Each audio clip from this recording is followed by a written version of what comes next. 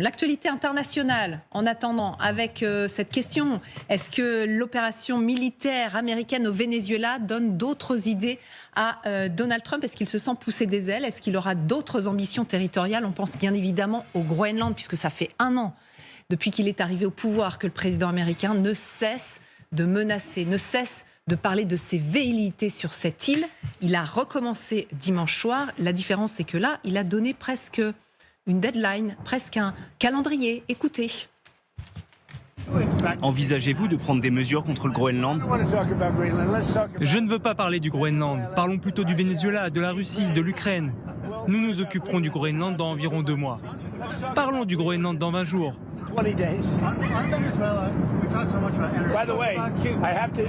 Mais au passage, nous avons quand même besoin du Groenland pour des raisons de sécurité nationale. C'est un endroit tellement stratégique. À l'heure actuelle, le Groenland est envahi par les navires russes et chinois. 20 jours. 20 jours. Isabelle Saporta, Renaud Pila. Bonjour. Renaud, 20 jours. Voilà. Moi, je ne pense pas que dans l'esprit de Donald Trump et l'idée de mener une opération militaire au Groenland, territoire danois, pays de l'OTAN, de la même nature que celle du Venezuela, quand même. Soyons pas non plus... ne paniquons pas les gens. Alors, l'information de la nuit, pour compléter ce que dit Donald Trump, c'est une officialisation par Stephen Miller, il faut retenir son nom, Stephen Miller, qui est le conseiller officieux à la sécurité nationale. Ouais, le directeur de cabinet adjoint. Oui, voilà, c'est le conseiller clé de Donald Trump sur on va dire, à la fois qui est très très rigoriste et qui est vraiment un inspirateur de Donald Trump. Et c'est un peu l'idéologue en chef de Trump. L'idéologue en chef de Trump. Vous parlez de lui, mais il a dit quoi? Qui est très sévère. Il a dit, nous avons besoin du Groenland. Nous avons la main mise sur le Groenland. Ouais. Et il a dit, c'est incroyable ce qu'il a dit. C'est sa femme qui avait rappelé au lieu. Oui, c'est sa femme qui avait mis, il y a 2 jours, un tweet avec le drapeau du Groenland, le drapeau américain sur le Groenland. Et il est interrogé par un journaliste américain qui lui dit, mais attendez, ça appartient quand même au Danemark. Il a dit, mais qu'est-ce qui vous dit que ça appartient au Danemark? Mais qu'est-ce qui vous dit que ça appartient au Danemark? C'est une colonie du Danemark. Mais ce qui est hyper intéressant dans ce que vous dites... Ouais, attendez, oui, Isabelle Saporta. Non, ce qui est hyper intéressant dans ce que vous dites, et vous avez raison... Faut pas exagérer non plus, hyper intéressant. C'est remarquable. On va pas démarrer comme ça. C'est remarquable. Non, mais c'est hyper intéressant, parce que je voyais que Grégory Phillips trépignait aussi. C'est que Stephen Miller, c'est quand même l'homme qui est en train de mettre dans la tête de Trump qu'il faut dire que la colonisation c'est bien et qu'il faut faire de la recolonisation. C'est-à-dire qu'il dit que en Occident, en fait, on est devenus des losers, c'est les termes qu'il utilise, parce qu'on a accepté la décolonisation et que ce faisant, eh ben, on n'a plus aucune capacité d'être un empire un jour, en fait, on n'a plus les minerais, on n'a plus l'essence, on n'a plus rien, et qu'en plus, on a toute l'immigration parce qu'on se sent coupable. Il dit, ben, en fait, ça, c'est une technique de loser, et pour avoir une technique de winner, il faut recoloniser, et commençons effectivement par le Groenland et le Venezuela, etc. Donc c'est vraiment une optique de recolonisation. C'est-à-dire que nous, on est là en train de faire des mea culpa sur la colonisation à raison, et eux, ils sont en train de dire colonisation great again. Quoi. Exactement. Et il dit ce truc dingue, il dit, attendez, ça fait 60 ans qu'on s'excuse d'exister. Ça fait 60 ans qu'il y a du mea culpa occidental. C'est terminé. Désormais, c'est la force. Désormais, c'est une grande puissance. Et pour vous répondre, et on va en débattre, je ne crois pas non plus que Trump va faire une opération militaire sur le Groenland. C'est un acte de pression. Et comment l'Europe pourrait contrer Trump, c'est peut-être négocier avec lui et que une partie de certaines troupes européennes aillent au Groenland pour prouver à Trump que, on va dire, on les protège de la Chine et on les protège des Russes. Mais je ne crois pas à une opération militaire au Groenland. Le général Jean-Paul Palomero, c'est avec nous, ancien commandeur suprême de l'OTAN. Bonjour mon général et merci d'être avec nous. Là, c'est vrai qu'on se gratte la tête en se disant, bon sang, le Groenland, c'est le Danemark. Le Danemark, c'est l'OTAN. Comme les États-Unis, ils achètent bien sagement des F-16 ou des armes américaines. Chaque année, voilà, ils font bien leur travail sagement. Et là, on est en train d'expliquer que c'est des losers, que on va leur prendre le Groenland, 57 000 habitants d'ailleurs, dont on ne parle pas au passage. C'est absolument ubuesque. On vit des heures ubuesques. Est-ce que c'est de l'intox de la part des Américains, ou est-ce qu'ils ils sont vraiment capables, selon vous, de mener des actions militaires au Groenland? Et d'ailleurs, en tant que responsable de l'OTAN que vous fûtes, est-ce que c'est pas un peu schizophrénique d'imaginer que 2 pays de l'OTAN puisse dire, ben voilà, je vais te piquer un territoire. C'est un truc complètement fou. D'ailleurs, au passage, l'OTAN n'a plus de sens si ce genre de choses se produit, mon général. Ça pourrait créer un vrai problème au sein de l'OTAN pour le moins. Mais simplement pour remettre un peu une perspective légèrement historique, en fait les États-Unis essayent d'acquérir le Groenland depuis le 19e siècle. Vous voyez, c'est pas récent. Et ils ont essayé de mémoire à la fin de la Deuxième Guerre mondiale pour une centaine de millions d'euros.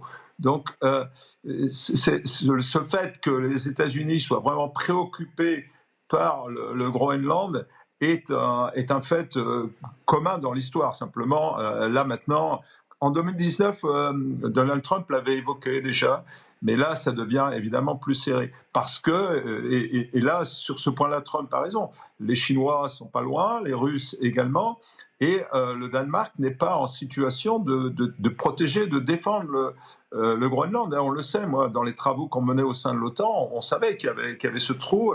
On a incité évidemment les Danois à faire plus, mais ils avaient leurs limites. Et maintenant, la question est crûment posée parce que, en particulier parce que les Chinois sont présents et qu'ils sont au large, comme le dit Donald Trump. Là, il a raison. Alors maintenant, comment ça peut s'arranger ?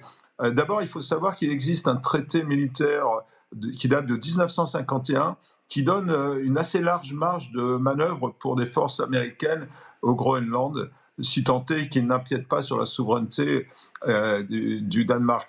Mais la vraie question, elle tient aussi dans les mains des Inuits, des habitants du Groenland. Ils ne sont pas nombreux, mais ils peuvent demander leur autonomie. Donc il pourrait y avoir soit l'utilisation du traité de 1951, où là, ça élargirait la présence des États-Unis au Groenland sans forcément l'annexer.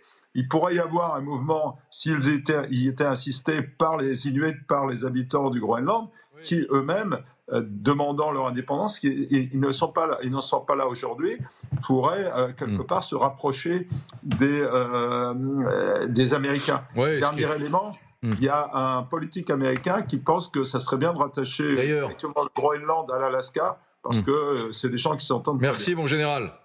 Mika Blujon-Mérette, vous êtes chercheur en géopolitique et vous êtes un spécialiste des pôles. Merci d'être avec nous. Merci. Vous êtes auteur de la préface de « Alors, tu veux acheter le Groenland ?» des Vikings à Trump. Voilà. On y est. Voilà, on y est. Très bon titre. Le Très bon titre, titre. c'est « Alors, tu veux acheter le Groenland ?» des Vikings à Trump. Voilà, aux éditions Un excellent Saint-Simon. livre de ma collègue australienne Elisabeth Buchanan, qui de fait ne peut pas s'exprimer en français, c'est pour ça que c'est moi qui viens à sa place. Génial. Dites-moi, Et donc, ces velléités, elles ne sont pas nouvelles. ils pensent quoi les 57 000 ? Parce que est-ce que quand on est Inuit au Groenland, est-ce qu'on se sent danois ? Bon, est-ce qu'on se sent danois ? Est-ce qu'on peut pas se sentir américain demain matin plutôt que danois ? J'en sais rien. Alors la réponse là-dessus, elle est très claire. Et puis il y a des choses aussi que je vais me permettre de corriger juste après, si vous le permettez. C'est qu'aujourd'hui, les Groenlandais, dans leur très très très très large majorité, vous disent très clairement, on n'est pas européen, on n'est pas danois, sauf ceux qui sont de descendance danoise bien sûr, et on n'est pas américain et on ne veut pas l'être américain non plus. Les études, les sondages sont constants depuis plus de 30 ans. Il n'y a pas de détails, il n'y a pas d'ambiguïté sur ce sujet-là. Les Groenlandais veulent le même statut que les Islandais qui sont devenus indépendants en 1944, du Danemark déjà à l'époque. Ils veulent la même chose, un pays qui soit le leur. Il y a un élément qui est très important à signaler par rapport à ce qui a été dit juste avant, c'est qu'aujourd'hui, si Donald Trump parle de la menace russe et de la menace chinoise au Groenland, en fait, cette menace, elle est particulièrement émoussée. Elle était vraie il y a 10 ans, elle était vraie jusqu'en 2018, mais quand Donald Trump a proposé de racheter le Groenland en 2019, et tout ce qui s'est passé après, sous l'administration Trump numéro 1 et sous l'administration Biden, ce qui s'est passé, c'est que les Chinois sont partis du Groenland. Depuis 2021, il n'y a plus d'activité chinoise au Groenland. Et de la même manière... Mais pourquoi ? Pour quelle raison les Chinois sont partis Alors pour une raison assez simple, c'est que... Alors il y a deux raisons en fait. La première raison, c'est qu'ils ont bien compris que ça allait être encore un territoire hostile. Et dans tout l'Arctique, dans toute la région du Grand Nord, où ils ont essayé d'acquérir des mines, des territoires, des bases navales ou que sais-je d'autre, ils ont eu des coups de rejet partout, sauf en Russie. Donc fondamentalement, ils voient bien qu'au Groenland, la dynamique est la même. Mais l'élément clé, c'est qu'ils ont bien vu que les Américains, Donald Trump puis Biden, étaient prêts à réinvestir au Groenland. Alors que quand les Chinois sont arrivés sur le territoire, 2010, 2011, 2014, sur le Groenland, c'était un moment où les États-Unis n'investissaient pas, n'avaient pas rempli les promesses du pacte de défense renouvelé de 2004. C'était open ils bar. avaient dit c'était open bar. Il y avait un vrai power vacuum, comme ils disent, donc une vacance de pouvoir. Donc les Russes, les Chinois, il n'y a pas. Les Russes, pour le citer rapidement, Vladimir Poutine, le mois dernier, lors de la grande conférence arctique qu'il y a tous les ans et qu'il préside, disait très clairement, si Donald Trump veut le Groenland, ça me va. Oui, d'accord. Donc ça Ah bah, veut c'est dire, fallacieux, ça alors. veut dire qu'en gros, ce serait bien trumpien ça. Ça veut dire que Trump dit, oh là là, Groenland, il y a les menaces chinoises et russes. La réalité, c'est qu'il veut faire ma basse sur le Groenland et qu'il est en train de maximiser les menaces. C'est ça. Exactement. Je crois pas non plus que demain on verra des GIs ou des Marines américains débarquer au Groenland. En revanche, ce qui est possible, et c'est notamment nos confrères de The Economist qui mettent ça sur la table, ce serait de proposer aux Groenlandais, et en passant par-dessus les autorités danoises, un accord de libre association. En gros, on va déverser sur le territoire des milliards de dollars. Vous êtes 57 000, donc vous allez d'un seul coup devenir tous extrêmement fortunés, et on fera ce qu'on veut de ce petit bout de territoire. Les États-Unis, ils ont déjà des accords de ce principe avec des tout petits territoires, la Micronésie, les îles Marshall, etc. Donc ce serait une espèce de super deal économique avec les milliards de dollars que Trump, et je parle sous votre contrôle, Mika, mettrait sur la table, et ça sans demander l'avis par contre aux Danois. Donc pas d'invasion militaire évidemment, pas d'annexion, ça ne deviendrait pas le mais est-ce que c'est 51e plus- État. Est-ce que c'est pas plus sous-jacent? La presse américaine parle d'agents américains qui seraient au Groenland et sont suspectés de campagne d'influence sur le territoire. Oui, pour convaincre les, Voilà. pour convaincre Mais on les les connaît, Groenlandais, pour convaincre les Groenlandais mais non, d'accepter ce genre de deal. Oui, c'est connu. C'est Ah non, pas, mais, c'est pas mais sans nouveau. rire. Non, mais ça porte ça vous fait rire, mais on a les noms. C'est-à-dire qu'on les connaît. On sait très bien que quand Tom Dance est arrivé, par exemple, début février 2025 au Groenland. Donc Tom Dance. Donc Tom Dance, qui entre-temps a été nommé donc un entrepreneur qui a fait beaucoup d'affaires en Arctique, etc., Donc notamment en américain, Russie, ouais. et qui est un entrepreneur états-unien, américain, qui de fait a essayé de sonder le paysage groenlandais dans la perspective de comprendre qui pourrait s'intéresser à une Amérique qui intègre le Groenland juste avant les élections générales qui ont lieu au Groenland au mois de mars 2025. Il a tenté plein de trucs, etc. On va faire des business, on va faire des hôtels, on va faire des resorts, on va faire des minerais, machin. Il n'y a rien qui a fonctionné.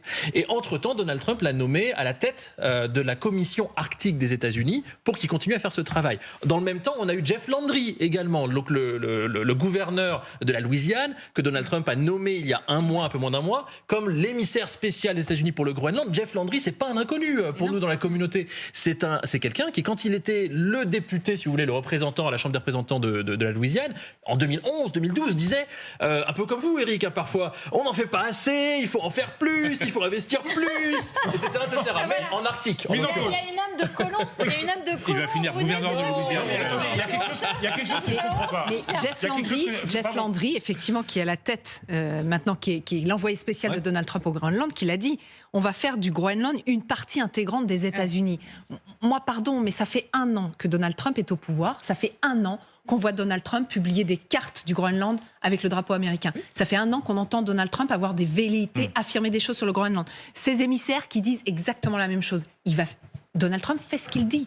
Oui. Bien sûr, Qui il va fait ce qu'il finir dit. par le Et puis il faut se souvenir que durant la campagne de 2020, la campagne de la réélection présidentielle avortée de Donald Trump, il y avait des goodies, il y avait des produits dérivés, des t-shirts, des pulls, tout ce que vous voulez, dans tous les sens, pour gagner des fonds, tout simplement pour cette campagne, aux couleurs du Groenland américain. Si vous voulez, il n'y a rien de nouveau. On le voyait déjà en 2019. Make Groenland great again. Mais il y a quelque chose que je ne comprends pas du tout. Il y a des experts militaires qui disent l'inverse de ce que vous dites, qui disent il y a des vaisseaux, il y a des navires chinois et russes, notamment chinois, c'est la menace, qui tournent autour du Groenland. Alors je peux l'expliquer, parce que c'est pas l'inverse de ce que je dis. Vous dites ils sont partis. Non, en fait, Ils tournent. c'est deux choses différentes. Arrêtez d'engueuler nos invités. Cette année, c'est comme ça. Personne ne viendra voir cette émission. Cette année, c'est comme ça. C'est pas grave, je peux assumer, il n'y a pas de souci, j'ai du répondant. Non, il n'y a pas de souci. La Russie, effectivement, la dernière fois qu'ils ont essayé de faire une circumnavigation, donc c'est-à-dire de faire une navigation avec un bâtiment officiel autour du Groenland, c'était 2019. Donc fondamentalement, c'est la dernière fois qu'on a vu ça. Les Danois avaient protesté, etc. Bon, bref.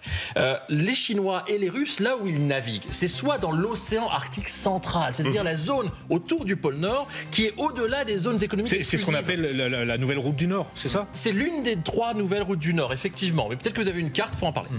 Merci Pas à vous. aujourd'hui, mais vous reviendrez. C'est passionnant. À la prochaine. C'est passionnant. Passionnant. Donald Trump a donné Il est 20 très bon. Excellent. Il est sans Ah fil. non, il est excellent. Il est Merci. pas bon, il est excellent. Il est excellent. Merci Isabelle, c'est Excellent. gentil. C'est vrai. Merci On vous beaucoup. invite dans les 20 jours. C'est Ouais. le invite dans les 20 ultimatum jours. lancé Avec par plaisir, Donald Trump. merci à vous.